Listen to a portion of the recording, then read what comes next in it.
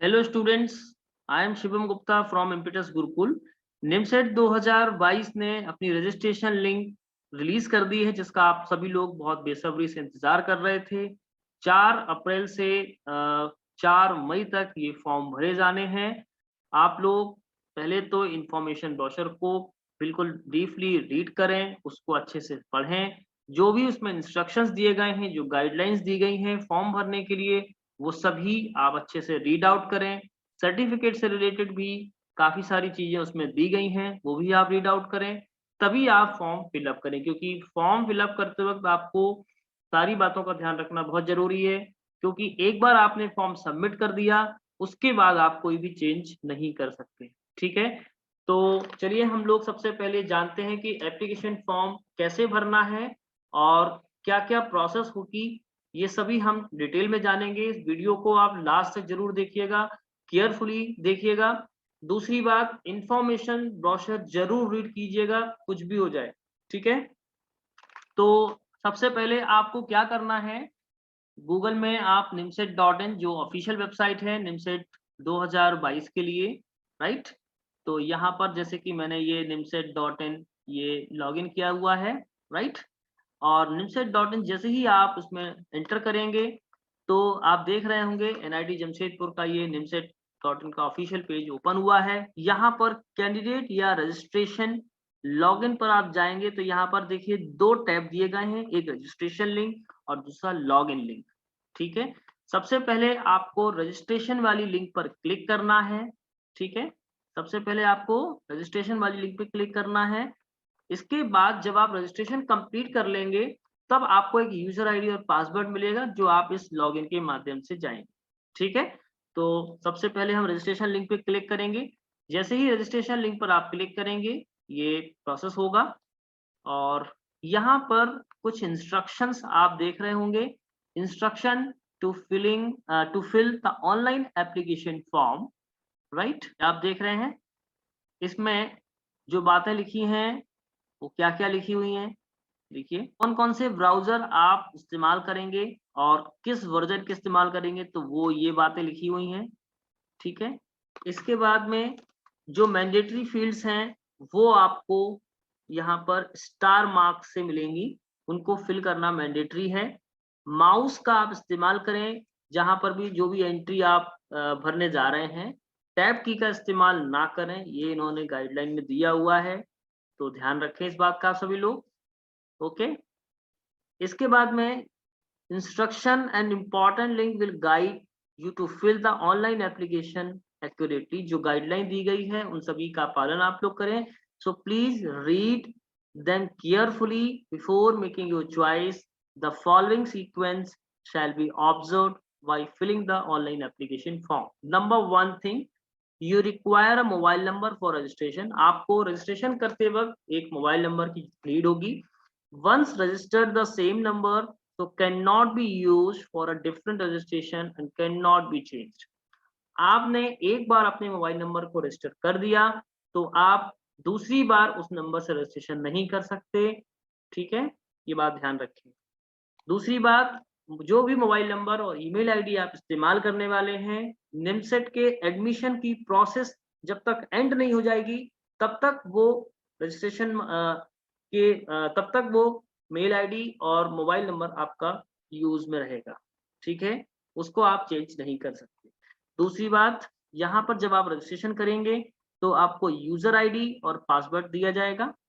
Mouse का use करना है, बार-बार ये इंस्ट्रक्शन दे रहे हैं आपको, क्योंकि कई बार हम लोग टैब की इस्तेमाल करते हैं, कुछ ऑटो फिलिंग हो जाती है, वो बात आप लोग बहुत ध्यान रखेंगे, क्योंकि फॉर्म सबमिट होने के बाद कोई भी चेंज आप नहीं कर पाएँगे, right? Fill in all the required details and click on submit to proceed. जब आप सारी डिटेल्स भर लेंगे, तो सबमिट बटन पर आप क्लिक करेंगे, ठीक है? इसके बाद जब आपका रजिस्ट्रेशन हो जाएगा, तो आपको एक यूज़र आईडी और पासवर्ड दिया जाएगा, जो कि आपके रजिस्टर्ड मोबाइल नंबर पर एसएमएस के थ्रू आएगा, ठीक है? तो ये तो रजिस्ट्रेशन की प्रक्रिया जो है, उसमें इन्होंने जो इंस्ट्रक्शंस दिए हैं, उसको आपको फॉलो करना है, राइट? चलिए, अब देखिए यहाँ पर लिखा हुआ है ये क्लोज़, इस पर हम क्लिक करेंगे और क्लिक करने के बाद में यहाँ पर एक प्राइवेसी नोटिस आपको दिया जाएगा, तो ये आप एक बार रीड करेंगे। इसमें लिखा है applicant full name, mobile number, email ID और एप्लीकेशन की डेट ऑफ बर्थ। ठीक है, चलिए अब एक फॉर्म खुला है जिसमें आपकी पर्सनल डिटेल्स जाएंगी और उसमें क्या क्या जाएगा, full name of the applicant, date of birth, आपका gender, mobile number, confirm mobile number, ठीक है, इसके बाद ईमेल आईडी और कंफर्म ईमेल आईडी, और एक आपको ये कैप्चा फिल करना होगा। ये सारा जब आप इंफॉर्मेशन फिल कर लेंगे, आई एग्री बटन पर आप क्लिक करेंगे और इसके बाद में आपको सबमिट करना होगा। ठीक है, तो अभी हम इस प्रोसेस को देखते हैं कैसे करना है इसको। ठीक है, देखिए रजिस्ट्रेशन के वक्त आपको कैंडिडेट का एप्लीकेंट नाम जो है वो मैंने डाल दिया। दूसरी बात, यहाँ पर डेट ऑफ बर्थ जब आपको डालनी है तो देखिए मैं यहाँ पर देख रहा हूँ कि जनवरी 2004, उसके बाद यहाँ पर देखिए ये डिसेबल है, मतलब इसके बाद जो जैसे फरवरी 2004, तो ये आप नहीं कर पाएंगे, उसके पहले के ही लोग एप्लीकेशन कर पाएंगे। तो यहाँ पर एलिजिबिलिटी के लिए आपने एक नोटिस किया होगा, ये देखिएगा एक प्राइवेसी नोटिस में लिखा हुआ आता है एप्लीकेंट डीओबी, ठीक है, to check the applications eligibility, है ना, ये लिखा हुआ आता है, राइट। देखिए, to check the applicant's eligibility for the application, right. तो यहाँ पर जो डेट ऑफ बर्थ वाला है कि यहाँ पर 2004 के बाद, जनवरी 2004 के बाद जो भी है वो एप्लीकेशन नहीं कर सकते, राइट। तो ये बात आप लोग ध्यान से समझ लीजिएगा। ओके, इसके बाद मैं आपको जो पूरा प्रोसेस है वो मैं आपको दिखा रहा हूँ। ओके, इसके बाद में आपको जेंडर भरना है, mobile number, confirm mobile number, email ID, confirm email ID, और यहाँ पर ये कैप्चा भरना है। ठीक है, कैप्चा भरने के बाद आई एग्री वाले बटन पर आपको क्लिक करना है।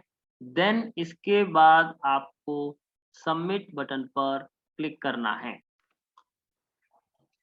सारी जानकारी भरने के बाद जैसे ही आप सबमिट बटन पर क्लिक करेंगे तो आपको इस तरह का एक डायलॉग बॉक्स ओपन होगा। तो जहां पर लिखा होगा फुल नेम ऑफ एप्लीकेंट, जैसे कि मेरा नाम शिवम गुप्ता है तो Shivam Gupta, date of birth मेरी ये है तो मैं ये, राइट, जेंडर आपका मेल है या फीमेल है जो भी है वो शो करेगा, मोबाइल नंबर और ईमेल आईडी, राइट, ये आपको शो करेगा। और जैसे ही आप ओके बटन पर क्लिक करेंगे, ठीक है, आपका आगे बढ़ जाएगा, राइट। तो जैसे ही हमने इस ओके बटन पर क्लिक किया, ओके बटन पर क्लिक करते ही हमको एक प्राइवेसी नोटिस मिलेगा। और प्राइवेसी नोटिस में देखिए यहाँ पर आप देख पा रहे हैं, यहाँ पर आई एग्री बटन दिख रहा है और क्लोज बटन दिख रहा है। तो जब हम आई एग्री पर क्लिक कर देंगे तो हम आगे नेक्स्ट स्टेप पर आगे बढ़ेंगे, राइट। आई एग्री बटन पर हम जैसे ही क्लिक करेंगे तो यहाँ पर हमको इस तरीके का नोट मिलेगा, और जहां पर आप देख सकते हैं कि ये लिखा हुआ मिलेगा आपको रजिस्ट्रेशन सक्सेस, ठीक है, आपको दिखेगा रजिस्टर्ड सक्सेसफुल। एप्लीकेशन नंबर भी आपका यहाँ पर इन्होंने जनरेट कर दिया, एप्लीकेशन नंबर हम, है ना। तो please note it for future reference, और ईमेल और एसएमएस आपको सेंड कर दिया जाएगा आपके रजिस्टर्ड मोबाइल नंबर और ईमेल पर, ठीक है, पासवर्ड के लिए। ओके, इसके बाद जब आप इस क्लोज बटन पर जैसे ही क्लोज क्लिक करेंगे तो आपको आपका जो फॉर्म है वो ओपन हो जाएगा। इस तरीके से आपका फॉर्म ओपन हो जाएगा। यहाँ पर आपको देखिए एप्लीकेंट की डिटेल दिख रही है। पर्सनल डिटेल में जो भी हमारा एप्लीकेशन नंबर जनरेट हो गया है वो देख सकते हैं, आपका नाम, आपकी डेट ऑफ बर्थ और आपका जेंडर, ये चीजें आपको दिखेंगी। कॉन्टेक्ट डिटेल में आपकी ईमेल आईडी दिखेगा, ठीक है। और जो एप्लीकेशन नंबर है वो आपके मेल आईडी पर भेजा गया है। मेल आईडी पर आपको यूजर आईडी मिलेगी और पासवर्ड मिलेगा, ठीक है। क्योंकि यहाँ पर एक मैसेज शो हो रहा है, जैसे ही एप्लीकेशन प्रोसेस फॉर्म की शुरू होगी, ये मैसेज आपकी स्क्रीन से चला जाएगा, ठीक है। और हमको go to application form button पर क्लिक करना होगा। कि ये तो रजिस्ट्रेशन पार्ट हो गया। इसके बाद जब रजिस्ट्रेशन आप कर लेंगे तो यहाँ पर आपको लॉगिन बटन पर क्लिक करना है और जो भी आपकी कैंडिडेट लॉगिन डिटेल है वो आप यहाँ पर डालेंगे। Is it clear? यहाँ पर ये कैप्चा करेंगे, कैप्चा करने के बाद आप यहाँ पर लॉगिन करेंगे, ठीक है। Is that clear? जैसे कि मैंने यहाँ पर एक्स FBQ3Q ये एंटर किया, लॉगिन पे क्लिक किया, तो ये देखिए आप देख पा रहे हैं यहाँ पर इस तरीके का हमको दिख रहा है डायलॉग बॉक्स, जिसको हम क्लोज करेंगे और यहाँ पर हमारी ये सारी डिटेल्स आ जाएगी। Is that clear?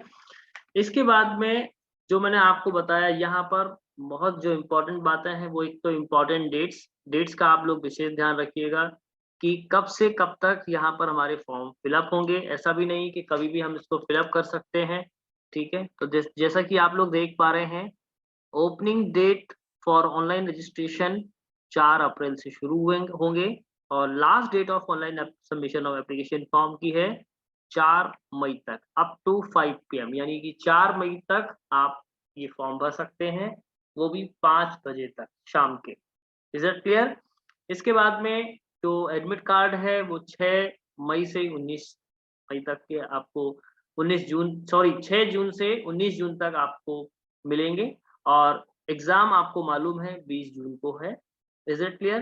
तो ये सारी इंपॉर्टेंट डेट्स हैं। इसके अलावा आप देखिएगा यहाँ पर इंफॉर्मेशन ब्रोशर है, सीट मैट्रिक्स है और FAQ है। FAQ में कई सारे क्वेश्चंस हैं जिनके आपको जवाब मिल जाएंगे, हो सकता है जो आपके मन में चल रहे होंगे। How do I apply online, what are the eligibility criteria to appear for the NIMCET 2022, है ना। तो what should I do if the power या internet connection fail during the submission of the application process. तो ये जितने भी questions यहाँ पर उन्होंने डिस्कस किए हैं वो सारे क्वेश्चंस आप लोग पढ़िएगा ध्यान से, क्योंकि बहुत सारे लोगों को दिक्कत आने वाली है एप्लीकेशन फॉर्म भरते वक्त। इसलिए FAQ दिए जाते हैं कि जिसमें कई सारे जो क्वेश्चंस हैं जो सभी को प्रॉब्लम करने वाले हैं, उनके आंसर्स आपको दिए गए हैं। तो एक बार आप उनको रीड आउट कर लीजिएगा। करीब 18, 19, 20, 21, 22 पॉइंट आपको दिए गए हैं।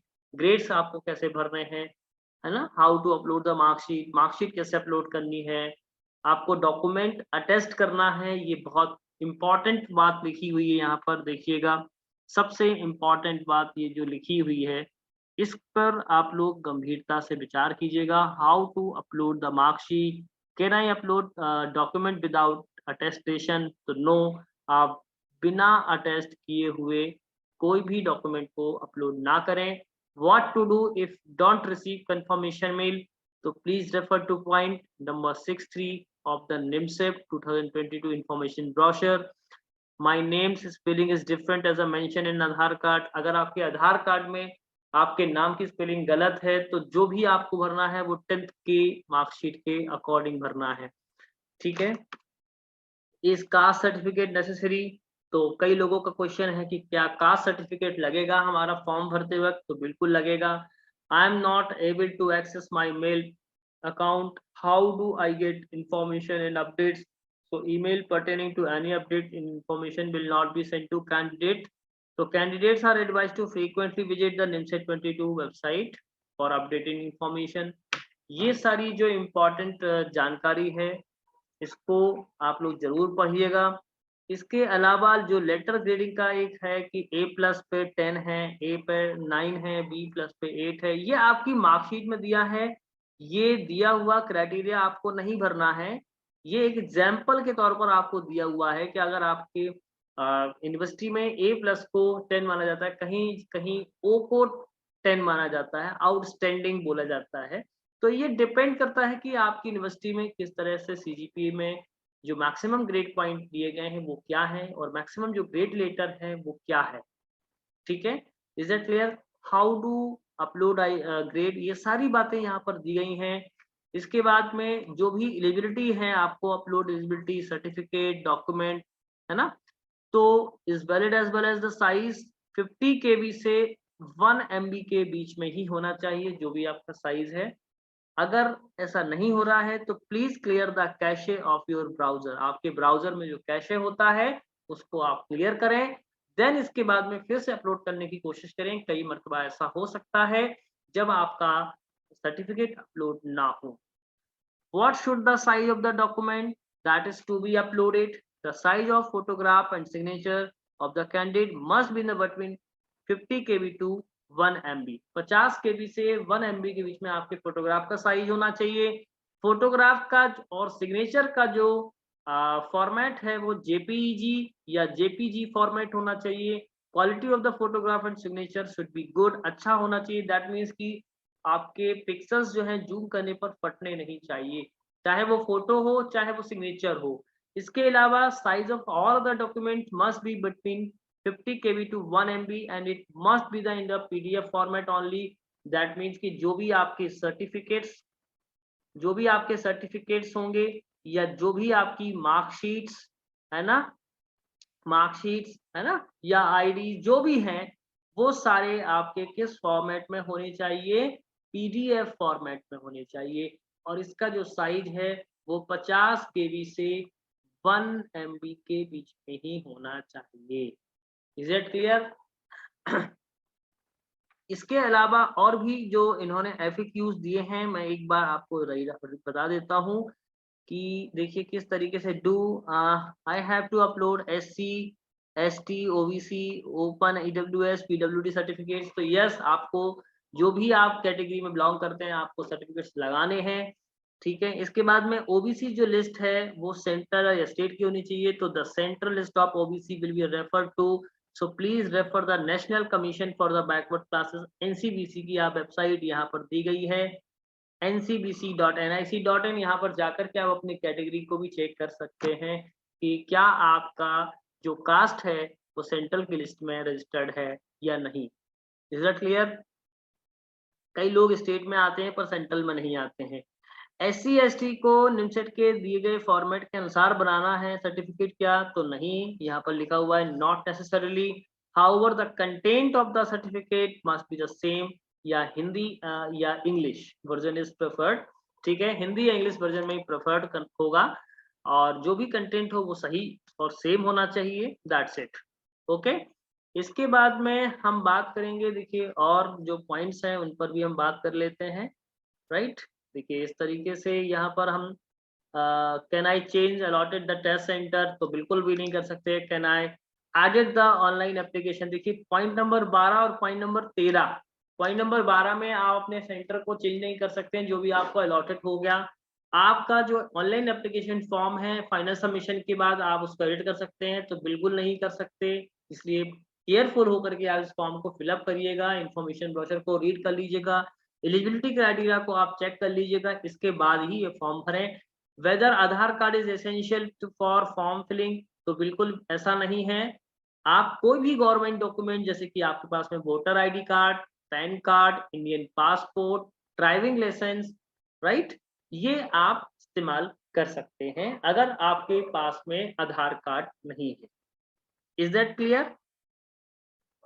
ओके, चलिए अब देखिएगा और जो पॉइंट्स हैं उन पर भी हम एक बार बात कर लेते हैं। टेस्ट सेंटर्स कितने दिए? तो जितने इन्होंने टेस्ट सेंटर दिए वो इन्फॉर्मेशन ब्रोशर में दिए गए हैं। आप अपनी ईमेल आईडी रजिस्ट्रेशन के बाद चेंज कर सकते हैं, तो बिल्कुल भी नहीं कर सकते। एक बार आपने रजिस्ट्रेशन कर दिया तो फिर आप कोई भी जैसे मोबाइल नंबर या रजिस्ट्रेशन के लिए ईमेल आईडी जो आपने रजिस्टर की है वो चेंज नहीं कर सकते। अगर आप अपना पासवर्ड भूल गए हैं तो फॉरगॉट पासवर्ड पर आप जब क्लिक करेंगे तो आपको रजिस्टर्ड मेल आईडी पर जो भी इंफॉर्मेशन होगी वो जाएगी। एक सिक्योरिटी क्वेश्चन आपसे पूछा जाएगा और मेल आईडी पर ही आपको ये सारी चीजें प्रोवाइड की जाएंगी रीसेट करने के लिए, right. When and how will I know the status of the my application? तो nimset.in पर ही आपको जाकर के अपना स्टेटस फॉर्म का चेक करना है, ठीक है। इसके बाद में net banking account has been debited more than once, so how do I get money? An unaccounted or excess money received on behalf of the NIMSET 22 from any bank account will automatically be returned credited to the same bank account. However, this may take week और more time after the closure of the application process. देखिए जो सबसे महत्वपूर्ण बात है, जो कई लोग पैनिक हो जाते हैं कि हमने एक बार पेमेंट कर दिया है और सपोज दैट कि वो पेंडिंग है और आपके बैंक से डेबिट हो गया है, और अगेन आपने उसी दौरान आपने दोबारा से अपना पेमेंट कर दिए हैं, फिर से डेबिट हो गया है। तो ऐसा 2 या 3 बार करने पर आपके बैंक से डेबिट हो गए हैं, बट जो भी पेमेंट का स्टेटस है अगर वो सक्सेसफुल हो गया तो बाकी के जो है आपके ट्रांजेक्शन्स वो रिटर्न कर देंगे तो उसके लिए आप लोग पैनिक ना हो। वो हो सकता है कि आपको 1 सप्ताह या 2 सप्ताह का टाइम रिटर्न करने में ले लें, ठीक है? इसके अलावा जो निमसेट की एप्लीकेशन में फीस स्ट्रक्चर है, वो फीस स्ट्रक्चर में आप देख सकते हैं कि जनरल कैंडिडेट को 2500 देना पड़ेंगे, ओपन ईडब्ल्यूएस और ओबीसी कैटेगरी, ठीक है? इसके अलावा 1250 जो आपको देना है वो एससी या एसटी या पीडब्ल्यूडी कैंडिडेट को देना होता है, राइट? चलिए, इसके बाद में आपको, चूंकि ये फॉर्म टोटली ऑनलाइन है, तो आपको nimset.in पर जाकर के ही ये फॉर्म फिलअप करना है और इसकी हार्ड कॉपी आपको कहीं पर भी सेंड नहीं करना है, टोटली ऑनलाइन मोड में करना है। Is it clear? तो ये कुछ एफएक्यूज थे जो मैंने आपके साथ में डिस्कस किए, जो बहुत ही इंपॉर्टेंट पार्ट है। आप लोगों को इसको रीड आउट जरूर करना चाहिए। Is it clear?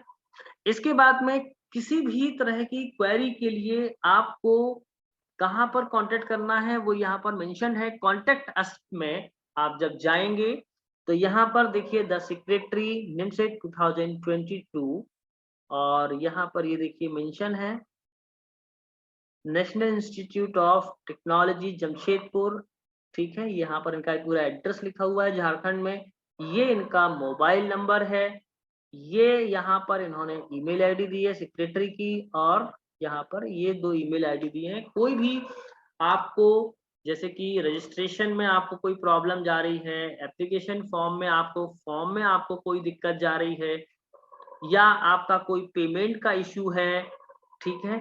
तो ये सारी जानकारी में आपको कहीं पर भी दिक्कत आ रही है तो आप इन ईमेल आईडीज और इन मोबाइल नंबर्स पर कांटेक्ट कर सकते हैं, जो उनके वर्किंग डेज में होते हैं, ठीक है? इसके अलावा आपको कहीं पर भी कांटेक्ट नहीं करना है, क्योंकि जो भी अथॉरिटी है वो इन्हीं के पास में है। जो भी डिसीजन लेंगे वो यही लोग लेंगे। कोशिश कीजिएगा कि आप लोग गलती ना करें। इंफॉर्मेशन ब्रोशर, जो भी इंस्ट्रक्शंस यहाँ पर फॉर्म भरते वक्त दिए जा रहे हैं, आप उनको बहुत ध्यानपूर्वक करिएगा। कई लोगों के मोबाइल या लैपटॉप में ऑटो फिल का ऑप्शन आता है। ध्यान रखिएगा कि ऑटो फिलअप नहीं करना है, आपको एक एक एंट्री को बिल्कुल ध्यान से चेक करते हुए भरना है, तो आपका फॉर्म बिल्कुल भी गलत नहीं होगा। क्योंकि निमसेट का फॉर्म काफी बड़ा होता है, काफी सारी इसमें एंट्रीज होती हैं, तो एक एक एंट्री को ध्यानपूर्वक करिए, क्योंकि ऑप्शन एडिट का यहाँ पर आपको नहीं मिलने वाला है। Is it clear? फिर आप कांटेक्ट करेंगे, उनको मेल्स करेंगे अगर कोई भी प्रॉब्लम होती है, फिर रिस्पॉन्स नहीं मिलता है, आप लोग फिर पैनिक होते हैं और कहीं ना कहीं इससे आपकी स्टडीज पर इम्पैक्ट आता है।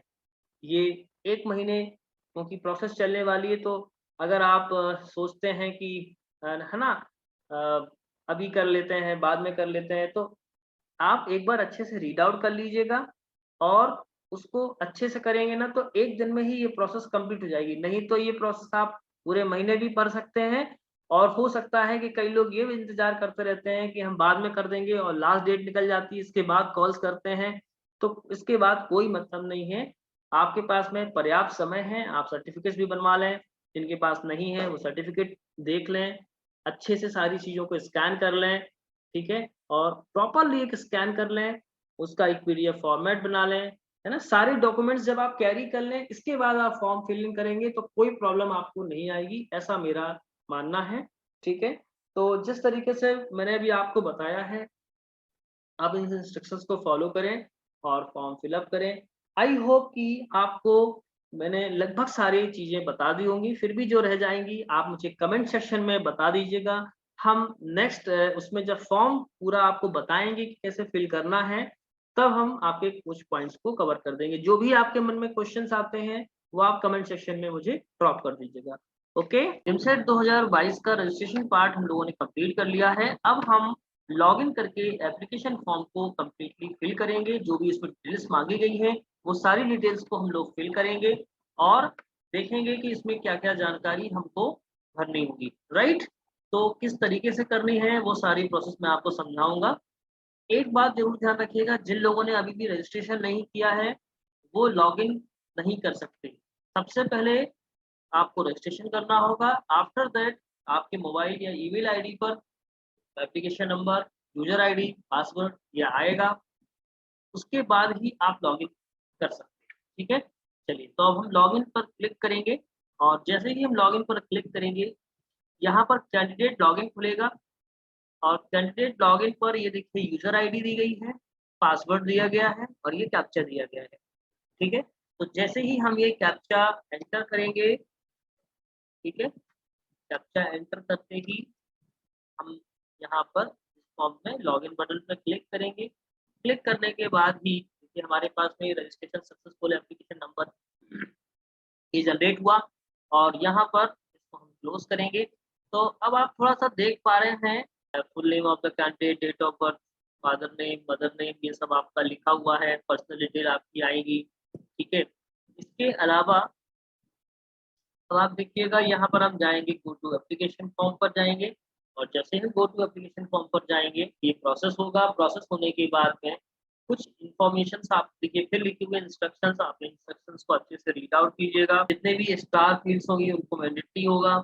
Photo, signature, marksheet of 12th class, equivalent programme, category certificate applicable हैं, तो इनको आप अ, अपने स्कैन कॉपी रख लीजिएगा एप्लीकेशन फॉर्म को, क्योंकि जब आप अटैच करेंगे जो भी रिकमेंडेड ब्राउज़र्स हैं, वो ये ऑलरेडी इन्होंने मेंशन कर रखे हैं, internet explorer, Mozilla Firefox, Google Chrome, ठीक है? इनके वर्जन्स भी इन्होंने दे रखे हैं, तो इन्हीं वर्जन्स पर ये फॉर्म फिल हो पाएगा। Is that clear? तो अब हम बात करेंगे यहाँ पर जो फिल द एप्लीकेशन फॉर्म ये सारे इंस्ट्रक्शंस लिखे हैं, पर्सनल डिटेल, एकेडमिक डिटेल और डॉक्यूमेंट अपलोड, राइट? ओके, अब देखिएगा मैं आपको बताता हूँ कि आपको पर्सनल डिटेल में कौन-कौन सी डिटेल्स फिल करनी है। ये सारी चीज़ें मैं आपको अभी दिखा रहा हूँ, ठीक है? आप देखिए, ये देखिएगा यहाँ पर पर्सनल डिटेल्स में जाएँगे, तो ये देखिएगा आपको इन्फॉर्मेशन मिलेगी यहाँ पर, जैसे कि पर्सनल डिटेल में आपको application number, name of the applicant, date of birth, father name, mother name, gender, आपकी कौन-सी कैटेगरी है, तो देखिए यहाँ पर ये सारी कैटेगरी यहाँ पर दिखेंगी open EWS, OBC, SC, ST, ठीक है? ये कैटेगरी आप इनमें से कोई सी भी चूज़ कर सकते हैं। इसके बाद में एप्लीकेंट फ़ोटो आईडी जैसे कि आप जो भी आपकी होगी वो आपको डालना होगा, है ना? इस तरह से आप सेलेक्ट करेंगे। नेक्स्ट हम आगे बढ़ते जाएँगे, तो देखिएगा यहाँ पर जैसे कि हमारी कैटेगरी ओपन थी और क्या एप्लीकेंट फ़ोटो आईडी में हमने पैन कार्ड चूज़ किया तो पैन कार्ड हमने यहाँ पर डाला और पैन कार्ड का जो भी नंबर था वो हमने यहाँ पर फ़िल किया है। ठीक है? यहाँ पर आइडेंटिफिकेशन नंबर आपको फ़िल करना होगा। फिर देन पर्सन विथ डिसेबिलिटी अगर आपके अंदर कोई डिसेबिलिटी है लाइक जैसे कि आप फिज़िकली हैंडीकैप्ड हैं तो आप उस पर येस करेंगे, अगर आप नहीं हैं तो बाय डिफ़ॉल्ट ये आपके लिए नो रखना है आपको, राइट? इसके बाद में कॉन्टैक्ट डिटेल मीन्स आपको mobile number, alternate mobile number ये आपके लिए ऑप्शनल है, पर मोबाइल नंबर और ईमेल आईडी आपको देना है। इसी तरह से अल्टरनेट ईमेल आईडी का भी ऑप्शन आपको मिलेगा, आप चाहें तो उसको फिल आउट कर सकते हैं। देन इसके बाद में आप देख रहे हैं कि कॉन्टेंट में आपको एड्रेस भी देना है, तो जैसे कि कोई भी आपका है, मैंने हाउस नंबर डाला है जैसे 63 जो भी आपका एरिया है, जो भी नगर आपका लगता है वो आप डाल दें। एरिया मैंने भोपाल डाला है, स्टेट में मध्य प्रदेश है, सिटी भोपाल, है ना? जो भी आपकी तहसील लगती है, उसको आप डाल सकते हैं। और उसके बाद में हम सेव एंड नेक्स्ट बटन पर क्लिक करेंगे।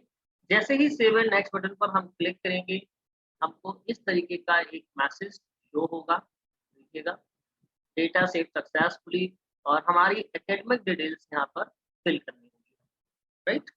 तो एकेडमिक डिटेल में हमको 10th, 12th और ग्रेजुएशन की डिटेल फिल करनी होगी। इसमें देखिएगा आप एकेडमिक डिटेल में जैसे कि मैंने 10th की डिटेल डाली हुई है, name of the school, name of the board, ठीक है? इसके अलावा है ना year of passing, result type percentage में है या सीजीपीए में है ना? कौन-सा बोर्ड है, स्कूल का नाम, जो भी आपने परसेंटेज यहाँ पर हासिल किए हों, है ना? उनको आपको लिखना होगा। Is it clear? अब बात करेंगे हम आगे 12th की डिटेल पर। तो 12th की डिटेल में भी same as name of the institute, name of the board, passing year, result type और जो भी परसेंटेज आपने क्योंकि हमने यहाँ पर परसेंटेज ऑप्शन चूज़ किया तो परसेंटेज भरना होगा, बस, ठीक है? नेक्स्ट हम बात करेंगे फाइनल ईयर की डिटेल डालनी होगी हमको, फाइनल एग्ज़ाम की डिटेल डालनी होगी। तो देखिए फाइनल एग्ज़ाम की डिटेल में कितनी अ, ऑप्शंस यहाँ पर आ रहे हैं BSc, BCA, BSc honours, PIT, बीवॉक, computer science, computer application, software ये ऑप्शंस आ रहे हैं। सॉफ्टवेयर डेवलपमेंट, ठीक है, ये है बीवॉक के लिए, BIT, BCA, BSc honours, is it clear, BBA computer application, B और बीटेक, ठीक है। इनमें से ही आपको चूज करना होगा। इनमें से अगर कोई भी ऑप्शन डिफरेंट, मतलब आपकी कोई और डिग्री है, तो आप निमसेट का फॉर्म नहीं कर सकते, ये बात आप ध्यान रखें, ठीक है। आप ऐसा ना करें कि किसी भी दूसरी डिग्री को सिलेक्ट करके फॉर्म फिलअप कर देंगे, क्योंकि जब आप फॉर्म ये कंप्लीट डिटेल डालने के बाद में आपको मार्कशीट अपलोड करनी होगी, सर्टिफिकेट अपलोड करने होंगे, तो उसमें जो डिग्री मेंशन है वही डिग्री यहाँ पर होनी चाहिए। अगर अनमैच्ड हो गया तो आपका एप्लीकेशन फॉर्म रिजेक्ट हो जाएगा। Is it clear? इसलिए जब आप डिग्री का ऑप्शन चूज कर रहे हैं तो बहुत केयरफुली चूज करिएगा, क्योंकि यहाँ पर इतने ही ऑप्शंस हैं आपके सामने, इन्हीं ऑप्शंस में से आपको चूज करना है यदि आपने इनमें से कोई भी डिग्री की हो। Is it clear? अब इसके बाद में फाइनल एग्जाम का स्टेटस में, जैसे कि आप पास आउट है तो पास आउट, और अपीयरिंग है तो अपीयरिंग। ईयर ऑफ पासिंग, कब आपने पास किया, कितने ईयर की ड्यूरिंग है, जैसे ड्यूरेशन है, जैसे मान लीजिएगा बीटेक और बी 4 साल की होती है, बीएससी 3 साल की होती है, बीसीए 3 साल का होता है ना? तो इस तरीके से आपको ड्यूरेशन फिलअप करना है। फिर आप जो जिस यूनिवर्सिटी में आपने ये कंप्लीट किया है या कंप्लीट कर रहे हैं, यूनिवर्सिटी का नाम, जिस इंस्टीट्यूट से कर रहे हैं उस इंस्टीट्यूट का नाम, रिजल्ट टाइप में आप परसेंटेज या सीजीपीए चूज करना होगा, ठीक है। और यहाँ पर हम वो परसेंटेज या सीजीपीए लिखते हैं। क्लियर? ये है फाइनल एग्जाम। अब हम आगे बढ़ेंगे और सीखेंगे कि इसमें आगे क्या करना है। ये यूजर मैनुअल जो मैं आपको दे रहा हूँ, इसके आधार पर आप लोग फिलअप करेंगे तो मुझे लगता है कोई दिक्कत नहीं आएगी। आप अच्छे से ध्यान से देखिएगा। आप देखिए, मैंने यहाँ पर एक और ऑप्शन लिया हुआ है 10th 12th और ग्रेजुएशन में, और वो ये लिया हुआ है कि name of the school, name of the board, सही है, सब कुछ है। बस हमने यहाँ पर रिजल्ट टाइप जो है ना वो परसेंटेज से सीजीपीए, तो सीजीपीए किस ऑर्डर में भरना है, कैसे भरना है, वो ये मैंने भर दिया। जैसे मैंने 12th में मेरा 9.54 आया था, 12th में मेरा सीजीपीए 8.89 आया था, यहाँ पर मुझे सीजीपीए सिलेक्ट करना होगा। ऐसे ही मुझे सीजीपीए यहाँ पे सिलेक्ट करना होगा। यहाँ पर मेरा सीजीपीए 8.5 होगा, ठीक है। बाकी सारी डिटेल्स बिल्कुल एज इट इज सेम रहेंगी, बस सीजीपीए मैंने यहाँ पर चूज किया हुआ है। ये कंप्लीट करते ही हम, देखिए एक और बात है, अब ये तो उन लोगों के लिए था जो पास आउट कर चुके हैं, लेकिन जो लोग अपीयरिंग में है, यानी कि जो अपीयरिंग है, दैट मीन्स कि जो फाइनल में है, उनको अपीयरिंग स्टूडेंट्स बोलेंगे, ठीक है। डिग्री सेम है, आपको चूज करनी होगी अपीयरिंग या पास, ठीक है। तो अगर अपीयरिंग में है तो यहाँ पर आपका ऑटोमेटिकली ये ईयर ऑफ पासिंग आ जाएगा, ड्यूरेशन इन द ईयर, ठीक है, यह आ जाएगा जितने भी ईयर्स का है। इसके बाद में बीयू, सॉरी, ये नेम ऑफ द यूनिवर्सिटी में आपको फिल करना है, इंस्टीट्यूट आपको फिल करना है, ये 3 चीजें आपको फिल करनी है, ठीक है। Institute name, name of the university, और कोर्स का ड्यूरेशन कितने साल का है, ठीक है। अब यहाँ पर एक और इम्पोर्टेंट बात, जब आप अपीयरिंग है तो आपको फर्स्ट ईयर की डिटेल डालनी है और आपको सेकेंड ईयर की डिटेल डालनी है। कितने फर्स्ट ईयर में सब्जेक्ट्स थे वो भरने हैं, और कितने सेकेंड ईयर में सब्जेक्ट्स हैं वो भरने हैं, ठीक है। ओके, चलिए तो आगे बढ़ते हैं। आगे जैसे ही हम बढ़ेंगे, यहाँ पर सेव एंड नेक्स्ट का ऑप्शन आप देख रहे हैं, ये देखिए सेव एंड नेक्स्ट ऑप्शन है, ठीक है, जब ये कंप्लीट हो जाएगा। अब देखिएगा यहाँ पर, जैसे कि फर्स्ट ईयर की डिटेल की अगर हम बात करें, तो फर्स्ट ईयर में मेरे कितने सब्जेक्ट्स हैं, जैसे मेरे 3 सब्जेक्ट हैं तो मैंने 3 सब्जेक्ट को चूज किया और यहाँ पर 3 फिलअप कर दिया। यहाँ पर 1, 2 और 3, यहाँ पर 3 सब्जेक्ट के लिए 3 बॉक्सेस आप देख रहे होंगे, जहाँ पर आपको सब्जेक्ट के टाइटल भरने हैं, ठीक है। जैसे कि मेरे ग्रेजुएशन में अगर मैं बात करूँ, मेरे 3 सब्जेक्ट्स थे, जैसे कि फिजिक्स, केमिस्ट्री और मैथ्स, ठीक है। तो मैंने यहाँ पर फिजिक्स भरा, केमिस्ट्री भरा और मैथ्स। इसके बाद में सेकंड ईयर की डिटेल में भी सेम सब्जेक्ट, जितने भी सब्जेक्ट थे मैंने 3 सब्जेक्ट दिए थे, तो 3 सब्जेक्ट सेकंड ईयर में थे, ठीक है। जिसमें फिजिक्स, केमिस्ट्री और मैथ्स ये मैंने choose किया। ये अपीयरिंग वाले स्टूडेंट्स को अपनी जानकारी फिलअप करनी, ठीक है। चलिए आगे बढ़ते हैं, और जैसे ही हम इसमें सेव एंड नेक्स्ट क्लिक करेंगे तो हम आगे बढ़ जाएंगे। अब जैसे ही हम आगे बढ़ेंगे तो अगला ऑप्शन आता है डॉक्यूमेंट अपलोड एंड पेमेंट, और उसमें हमारे पास में टेस्ट सेंटर पूछा जाता है, जैसे ये एकेडमिक डिटेल कंप्लीट हो जाती है। जैसे मैंने यहाँ पर सबसे पहला सेंटर भोपाल रखा है, और इसके बाद में आपसे 3 सेंटर जाते हैं, prefer city 2, prefer city 3। Clear? इसको कंप्लीट देखिए, इसके बाद में देखिए जिस तरीके से मैं आपको दिखाता हूँ, मैंने यहाँ पर ये लिया हुआ है भोपाल, इंदौर और दिल्ली, ये 3 ऑप्शन आपने फिल किए। आप अपनी नियरेस्ट जो भी सेंटर आप चूज़ करना चाहें वो आप चूज़ कर सकते हैं। अगर आपको भोपाल फर्स्ट प्रेफ़रेंस रखना है तो आप भोपाल रख सकते हैं। आपको इंदौर रखना हो फर्स्ट तो आप इंदौर फर्स्ट रख सकते हैं। आपको दिल्ली फर्स्ट पे रखना हो तो आप दिल्ली फर्स्ट। तो आपकी चॉइस है कि आप कौन-सी सिटी में एग्ज़ाम देना चाहें। और पहले 2 चॉइसेस को आप ऐसा रखें जिसमें आपको लगता है कि ये आपके नियरेस्ट है, ठीक है? तो सेंटर का सिलेक्शन आपको बहुत केयरफुली करना है, क्योंकि जो भी टेस्ट सेंटर आपने चूज़ किया है और जो आपको दे दिया जाएगा, वो चेंज नहीं होगा, है ना? तो इस बात का आप विशेष ध्यान रखें, ओके? चलिए आगे बढ़ते हैं और हम अब आगे देखते हैं कि इसके आगे की क्या प्रोसेस है। आगे की प्रोसेस में जितने भी आपको डॉक्यूमेंट्स अपलोड करने हैं, वो देख सकते हैं आप। देखिए यहाँ पर please upload scan copy of your photograph. तो आपको अपनी फोटो की स्कैन कॉपी लगानी है और ये मैंने आपको बताया था 50 केबी से 1 एमबी के बीच में ही होनी चाहिए। जितनी भी फाइल्स हैं, ये सभी का सेम साइज होगा।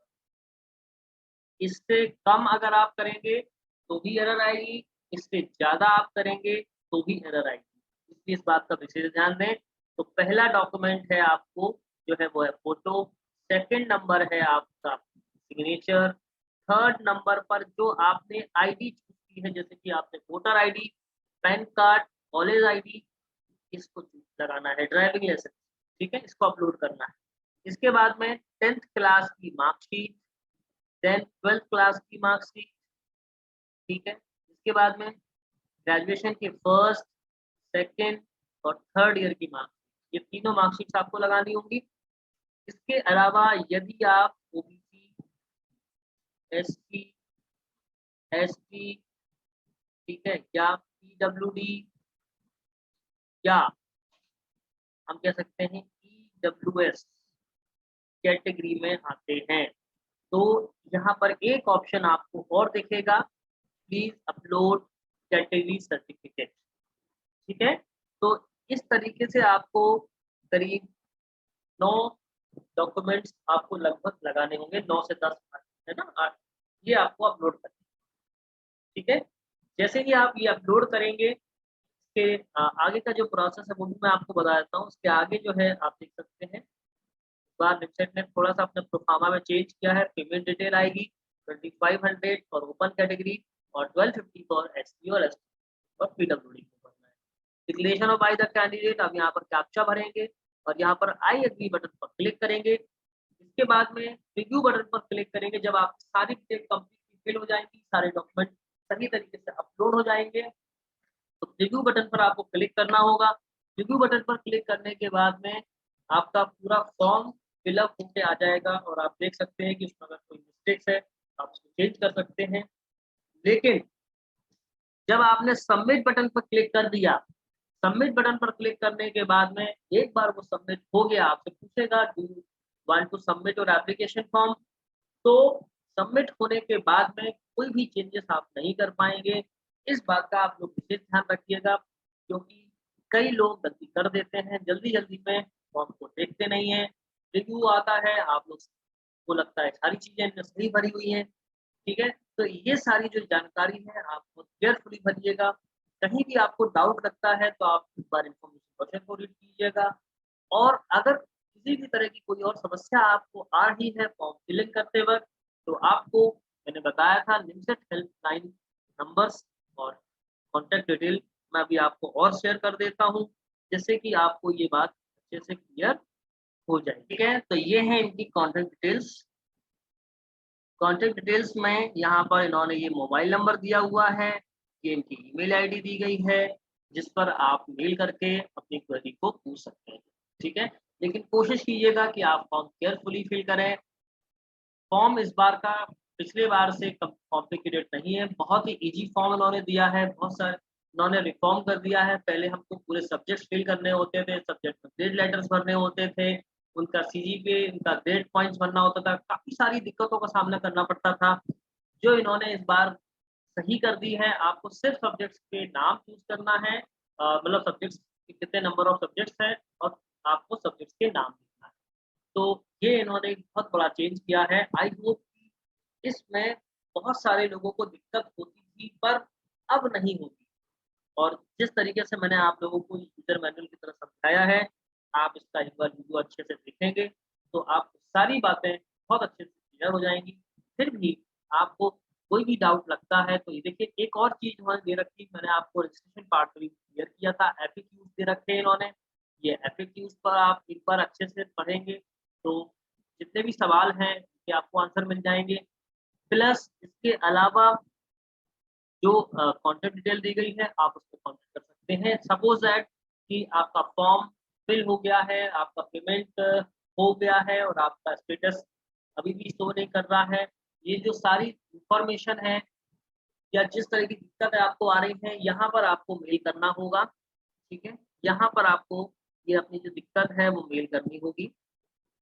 ये वाली मेल आईडी, ठीक है? secretary nimset 22 @nitjsr.ac.in या फिर nimset 2022 @nitjsr.ac.in, इनमें से आप किसी एक पर भी मेल करके अपनी प्रॉब्लम शेयर कर सकते हैं। Is that clear? एलिजिबिलिटी के रिगार्डिंग इन्होंने पूरा जो ब्रोशर में दिया है, उसको आप अच्छे से रीड आउट करिएगा, उसमें कोई चेंज नहीं होगा। इसके अलावा इन्होंने कॉन्टैक्ट नंबर भी दे रखा है, जो इनका वर्किंग डेज़ पे काम करेगा। जैसे कि मंडे टू फ्राइडे आप 10 टू 5 पीएम तक, तो 10 एएम टू 5 पीएम तक आप उनको कॉल कर सकते हैं, कोई दिक्कत नहीं है, ठीक है? कॉल ना रिसीव करें तो आप मेल ज़रूर छोड़ दें, आपको मेल पर उसका जवाब अवश्य मिलेगा। Is that clear? तो आई होप कि अब मुझे लगता है कि आपको सारी बात बहुत अच्छे से आ गई होगी, ठीक है? Thank you.